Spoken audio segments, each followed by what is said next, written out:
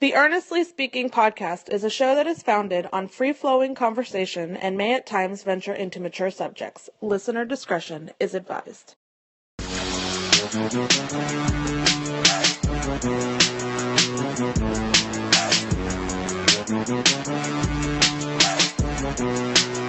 Earnest Speaking Podcast here on April 8th, 2020. How are you guys doing? I am still quarantined. This is week number 4 of lockdown here in the Christian household as we all together go through this pandemic, this crisis, the coronavirus, aka COVID-19 here in the United States, across the world, and all that. And it's funny, it's actually very... I posted on social media earlier today, how, it's so weird that, as difficult as the situation is, it obviously is very difficult as it is, there is comfort knowing that we're all going through this together. Now, obviously together, not in the same vicinity and whatnot, we're in our own, homes and situations where we're at, but we're going through it together. At least it's fun knowing that, it's not fun, but, so that's the wrong word to use, but it's comforting knowing, it's weirdly comforting knowing that we're all going through this situation together in some capacity, whether it's not working, whether it's working from home, whether it's we're all for the first time as a tribe, as a world tribe for that matter, we're all battling this one thing together. And it's as I said, it's weirdly comforting to know we're going through that. Anyway, so today is marks 7 years of being a father. I have 2 kids, obviously. You guys know this. This is podcast as long as you have. You should already know that. Wife and 2 kids. My son Eli turned 7 today.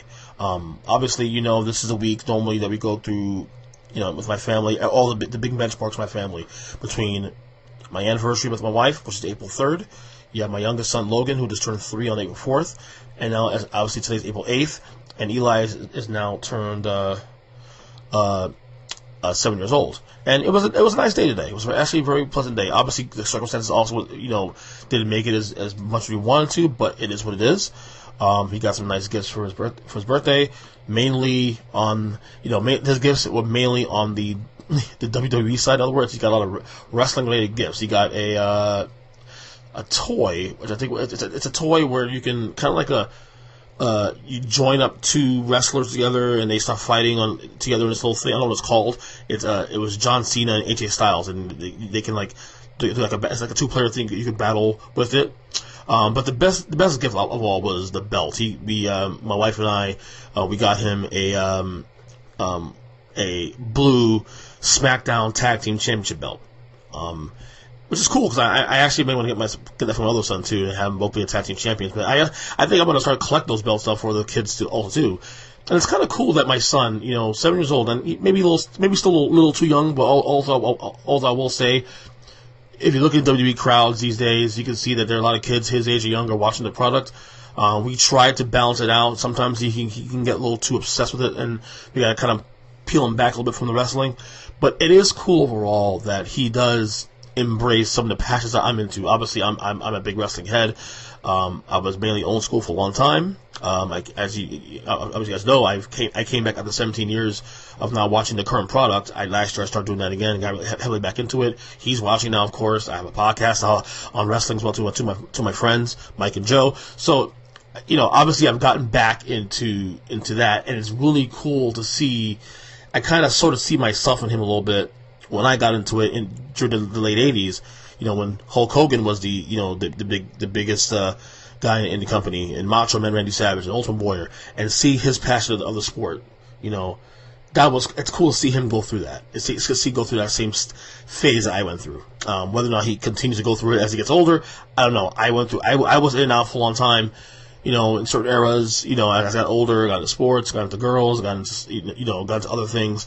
But wrestling always seemed to be one of the things that even at almost 40 years of living, that still seems to be prevalent in my life, which is weird. But it was a good day today for Eli today. One of the cool things that, one of my wife's best friends, Jackie, who's a wonderful person, actually did a visit, a social distancing visit today.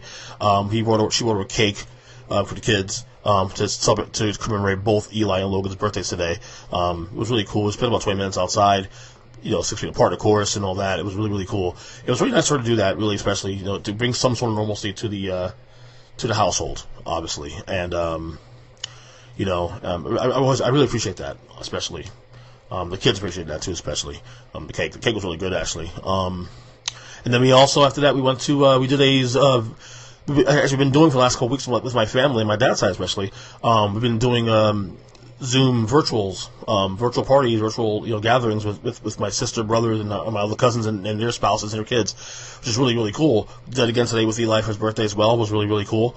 Probably do another one later in the week, I'm sure. So it was a very, albeit, going through this circumstance of social distancing, staying home, lockdown, all that, which we've been, my wife and I and the kids, we've been very strict on that. We haven't gone out much. We only go off to go to the stores, which, by the way, today was cool. We actually went to Target for the first time. I went to Target today, and for the first time used the pickup option, where we actually decided to, last night, we actually put in the app what we wanted from the store. We got some baby food and other things I wanted, and we put in the order, and it said it'd be ready the next day. And it was actually ready. It was actually ready 4 hours earlier than we thought. It said 3 o'clock initially. It was actually ready by 11 o'clock. So, wife and I, we took advantage of that. We took the kids out, went out there to Target, and picked up our foods and our stuff from Target. It was actually really cool. I may actually utilize that more often, even post pandemic as well.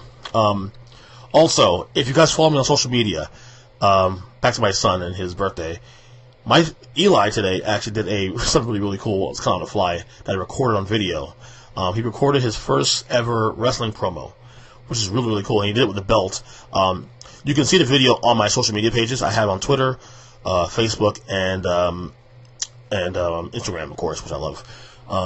But here is the audio of that entire promo that he did today. It's actually really, really cool. And I think he may have a future. I'm not saying I'm not going to say I'm going to push him to wrestling, obviously, but the kid's very talented. And if you see his face, you'll see he actually pulled it off pretty nicely. Here's the audio version of his promo from today. Now, hello, Brock. Guess what? I stole your belt. You are done, and I am the greatest wrestler of all single time. And the ring announcer, I am not 22 pounds. I am 106 million pounds because I am the championship. Where's your belt? I take away your belt. So you are one half of the SmackDown Tag Team Champions, right? I am from any wrestling league. I am from Raw. I am from SmackDown. I am from NXT. I am from Royal Rumble. I am from Elimination Chamber. Let me ask you a question. When did you get your belt? Today? Yes. What is today? It is my birthday, and I took away your belt from me. Because this is now mine, and you will never take it away from me. Because I'm 600,006 pounds. Because I am the greatest wrestler of all time. That's great. First off, the thing about the weight, I was supposed to be the ring announcer, so I announced him actually before. You wouldn't see on the video at all, but I had said that he was 22 pounds, and he's probably about closer to 30, obviously 30 pounds. But that's being funny, of course, in the moment. And he took that seriously and started saying, "I'm not 22 pounds. First off, I'm 106 million pounds." I'm like, that's really big. Number one. And then the greatest of all great time ever. Like, he was saying a couple things there that, obviously he's 7 years old. He's still, the vocabulary is still not perfect, obviously. But, if you watch the video, he actually pulls off really good. Like, you look at the intangibles, like some of the things he was doing, like, his look at the camera, pick up the belt, have the microphone in his hand, showing the belt. Not saying this is his career path he'll go in going forward, But this could be molded. If you really wanted to do this, become a wrestler or do promos or be a manager or whatever, maybe he can actually pull this off. He's really talented. He's a great kid. So again, to my son Eli, happy 7th birthday. I love you. Daddy's very proud of you, and we continue to move forward and build a family and whatnot. So great times today. Great times. All right. As for wrestling, obviously, I don't want to get too much into this necessarily. I wanted to say most of the minutiae of the WrestleMania 36 recap for the show. I'll just point out a couple things that stood out to me during the show, both nights. I'll tell you what, people may complain all you want, but for what it was, no crowd, obviously no pageantry, there's no pyro, obviously, because it's in the Performance Center and whatnot. It was a very, very good show. I enjoyed it, both nights. And it was very special for me, especially too, because of the fact that this is the first time I watched WrestleMania with my family. My wife and both my kids watched it with me together in the house, both nights. That was really cool. You had the two matches on both nights. Undertaker and AJ Styles, and of course on night 1 you had John Cena and The Fiend, Bray Wyatt, night 2, both going the same kind of theme, cinematic, pre-recorded theme. Movie style thing, and the bonus match was really, really cool. I loved it. The Taker AJ Styles match, boneyard match. It's really a storyline match. You can't say it anymore because it's politically correct, of course. And that was a great match. And of course I loved it because Undertaker's intro and outro of the 50-minute piece. They used Metallica's "Now That You're Dead" as a song for Biker Taker, which I'm not really a fan of. I've never been a fan of the biker American Badass Undertaker gimmick. I was never a fan of that personally, but it fit here. Of course, he won the match as well. But the whole thing was great. The whole thing was great. But as good as that was, it was amazing. It was probably the best thing of the night. It made the Firefly Funhouse match the very next night between Bray Wyatt, the Fiend, and John Cena that much better. I thought that, especially too, that had a story behind it. Remember, obviously WrestleMania 30, where Cena beat the Fiend, beat Bray Wyatt 6 years ago, and you look at the 6 years since then, between then and now, the evolution of Bray Wyatt's character, of course, a lot of that can be traced back to the loss of John Cena at WrestleMania and his ascent back, going from the bottom back to where he is now. I thought it told a great story. Used the references of old school WWF and John Cena and all that, and the narratives. I thought they put the Fiend over, Bray Wyatt and the Fiend, put him over really, really nice on this whole thing. It was very, very, very good. Both things get A's, of course. If you ask me, gun in my head, which one I prefer better, I think the Firefly Funhouse was actually a lot more creative, but because of the fact that it had a better story to tell, because there is an actual history between the two guys. So I thought the Fiend in the end came out looking more dangerous and monster-like now. And it confirms something too that I think we should have saw coming a long time ago. That even though he beat Seth Rollins for the title in October last year, he doesn't need the title to get over. He could be that Undertaker type, where he doesn't need a title. Just be a guy that you can depend on, and a guy he's an attraction, if you will. To me, the Fiend, in my opinion, right now, is bigger than the title. Now, if you're going to go with Bray Wyatt as Bray Wyatt, is one thing, but with the Fiend, no, I don't think you did. I mean, I'm not saying you don't put a title on him ever again. You certainly could do that, and you should do that if it's necessary. But I thought, in hindsight, they did it too quickly in October. Yeah, the Randy Orton Edge match was really good. In my opinion, went maybe 5 to 10 minutes too long. But the match was good. It told a great story. These guys are professionals, they're old pros. Edge's first match back in 9 years, for a neck injury. I thought it was really good. I was shocked that Becky Lynch won, but now in hindsight, sitting with it a couple days later, it may have been the right move, because now they could build a Shayna Baszler character, on Raw the right way. And, obviously, there could be a payoff, probably at SummerSlam down the road. I do think, though, this could set up well for the return of Ronda Rousey within the next few months, because she's the one person that Becky has not beaten yet. Although I think I'm not sure she beat at WrestleMania. I know she won the three-way WrestleMania last year, but I wasn't sure she pinned Rousey or pinned Charlotte Flair. I can't remember exactly, because I didn't watch that in full. But there could be a payoff there for Becky and to get a title for her. I think at some point you got to get a title off her. I think her holding the title as long as she has, I'm not saying I don't like her, but there was some fatigue there. And I think it'd be nice to see Becky go. It'd be nice to see Becky go in chase mode again. To be honest with you. Charlotte Flair winning was less of a shock in hindsight, especially now with the rumors about Rhea Ripley, about her visa, which now she says is not true. That it did run out. I don't know. But again, there's still meaning to blow in that one too as well. I think Charlotte wants to bring some eyeballs to NXT. We'll see how that goes. I thought the best match on night one was Kevin Owens and Seth Rollins. That was Kevin Owens is, it's amazing what he can do for a guy his size. Jumping off the Wrestlemania sign down to the the announce table, obviously the biggest spot of the entire weekend if you really think about it.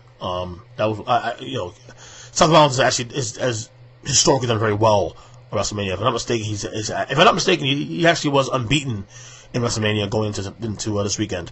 But Kevin Owens gets a big win there. Braun Strowman over Goldberg for the universal title. Obviously, that was Roman Reigns' spot.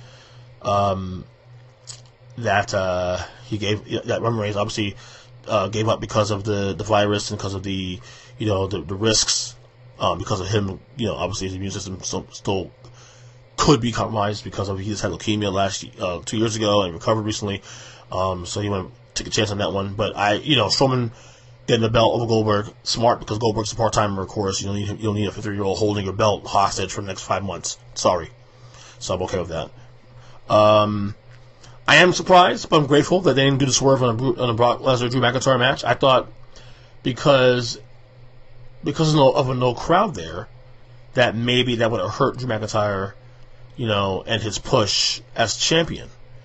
And I thought maybe they would have probably had Brock keep the belt, and then maybe at SummerSlam down the road, when they're able to open the doors for the fans again, for the WWE Universe, they say, that they can get a payoff somewhere down the road. But I guess they're okay with Drew. Obviously they decided that Drew get the win, and we'll see how that goes. I'm happy Drew won the match. I think he's well deserved. It's been a long time coming. I started watching last year with Drew, and I remember saying to myself, this guy. I didn't even know the history of him and what happened in the past. But this guy should have been over like anybody. He should have been one of the big top guys in the entire company. And for a little while, he wasn't. He was stuck in matches with Shane McMahon and little feuds that didn't even matter. Like, come on, this guy is a top level guy. He has a look. He's great in the mic. He's great in the ring. And I think it's time to. I'm glad they stuck to the guns on that one. So, other things about WrestleMania this weekend really that stood out. It was a solid event. It really was. It was what it was. The ladder match between the tag teams, which actually didn't have the tag teams, but the representative of the tag teams, was good. John Morrison winning that. What else stood out this weekend, really? Aleister Black and Bobby Lashley wasn't really all that great. It was whatever. Street Profits, not a surprise there. There was really nothing else really that stood out to me this weekend that was noteworthy to talk about here on this podcast. Now, if you want to hear a complete breakdown sometime this week, if I get a chance to record with the guys, on Tape the Rest of the podcast, well, hopefully we'll be able to get a pod in this week. My schedule's been kind of tough, which is strange because of the fact that you figured it'd be easier because of us not being, not really being out and about, but it is. It's been tough actually. So that's some of my thoughts that stood out for WrestleMania 36. Like I said, all in all, a great event. For what it was, I was entertained. It was a great night with my family. So I can't complain at all. I can't really complain about that whatsoever. Okay, so Bernie Sanders today is out, suspended his campaign for president earlier this morning. I guess a little shocking because Biden didn't actually cross the number he needed yet, at least to my knowledge. I haven't been following the coverage of the race in the last couple of weeks because obviously for obvious reasons the COVID-19 has taken all the oxygen out of the room, obviously. But I will say, when I saw the news, I thought it was smart for the Democrats because it kills the potential for divisive conversation within the party. Like, this is definitely, I'm sure that obviously people on the Bernie side who don't like Joe Biden, obviously, and vice versa, and just things like of that nature. I also think COVID-19 has been a great distraction. You know, so you don't have that opportunity to really get into the meat and bones of the, Bernie's getting cheated, vice versa. First, they get cheated, number one. You know, whatever you may think about how they operate, how the other candidates operated by dropping out of the race, endorsing Biden, it is what it is. You know, most of the candidates supported Biden's platform. Most of the candidates supported, more moderate platform. Whether we agree or disagree, that's just what it is. You know, it is what it is. Now, look, I don't know if Biden's the right guy. I think he's a nice guy, but I don't know if he's the right guy. Being at 78 years old, being at that his gaffes are just legendary. He doesn't seem like the kind of guy that I don't know if he was ready to be the pilot to run this plane. I will say I'm gonna vote for him because I just don't we need better leadership than we have now. I don't hate Donald Trump. Okay, but he's not a good leader. Okay, this is what it is. That's my opinion. To me, he's not a good leader. I will say that in the same fashion that Republicans has insulated Donald Trump in the last 3.5 years as president of the United States, is it possible that the Democrats do the same thing also with Joe Biden's president, insulate him with smart people around him? And I think to be perfectly honest, with the access Joe Biden has and has had for a long time, being he's been he's been, in Washington for as long as he has. He would probably, obviously, select smart people around him to make him better, to make his administration better. I don't think he'll go for more than one term, because by the time he goes, to say he wins, November, gets inaugurated next year, he'll be 79 at some point, he'll be in his 80s for re-election. I don't see it happening. But again, it's not that I hate Trump. It's just that I hate the chaos. I hate narcissism. I hate the party or country, personality of a country. I'm not into that stuff. I'm not a Democrat. If you had a better Republican option, I would vote for that. You know what I'm saying? I said it 3 years ago. I would vote for John Kasich over Hillary Clinton if John Kasich actually won a nomination in 2016. So I'm not one of those, I'm on blue side. I don't know. I vote on issues. I vote on leadership, who I think is qualified or is good enough, who can lead the country. So I don't hate Trump again. And look, even when I did vote for him in 2016, I was very clear about my intentions about here. I was very clear that I would keep an open mind about Donald Trump. If he learned how to lead properly, and the fake media stuff. Well, I get all that. And look, I'm not somebody who gives media a pass here, because the media, to me, is broken itself too. But Donald Trump also does not know how to navigate those waters in the right way. And to me, he missed a golden opportunity with this crisis to come out looking like a real hero, who leads but also listens. And that's where I'm more annoyed and disappointed in Donald Trump. But then again, I'm not surprised, because this is who he's always been. I'm not somebody who just all of a sudden found out who he was 4 or 5 years ago. I'm a New Yorker, so I know the stories of people that that's dealt with him through the years. This is nothing new to me personally. Maybe some people that listen to this podcast, maybe some people who just got into this little arena of recently. This is who he is. Period. And I don't hate the guy. In fact, when I put my kids to sleep and we do prayers, we always say to pray for our leaders in the country. Always. And it includes Donald Trump also too. Look, he's the pilot right now.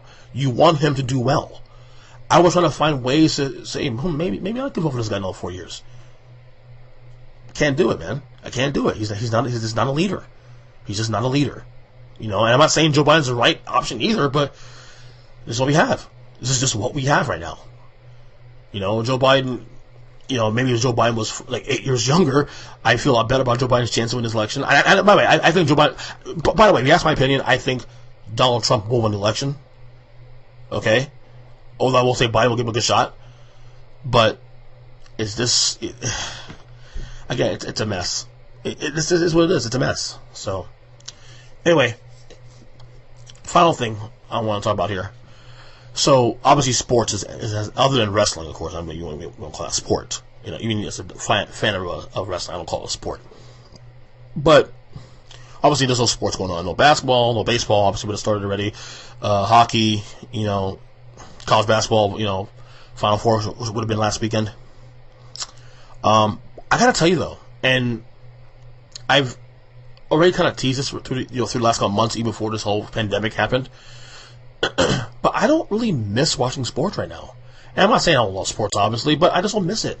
I think what this time has created for me, especially, was time with my family, time with, obviously I've been able to catch a lot of shows. I'm currently binging The Office. Just a lot of things that I've been able to do because of sports not really being as that kind of distraction, if you will. Be able to get a little bit of reading done, curate a lot of media, do this podcast, and people say, well, you need sports talk. Well, not necessarily, because this show's no longer a sports centric show. Like, we talk sports on this podcast, but it's more sports adjacent. This show goes according to obviously the guests and go according to what I want to talk about. Like, I spend most of the show talking about my kid and his birthday, then wrestling, and then a little politics. And I just don't miss sports. Like, some of the debates out there obviously now. I'll get a little bit of debates on social media here and there, but I don't really miss having it in my face 24/7, honestly. And that doesn't mean I'm not going to miss it next week, because I probably will miss it at some point down the road, because I actually a couple days ago watched an old, and I do this once in a while anyway too, even before the pandemic even started, watch an old 1991 Monday Night Football game between the Oilers and the Eagles. So I once in a while I'll do that, but I don't really miss the overindulging of it.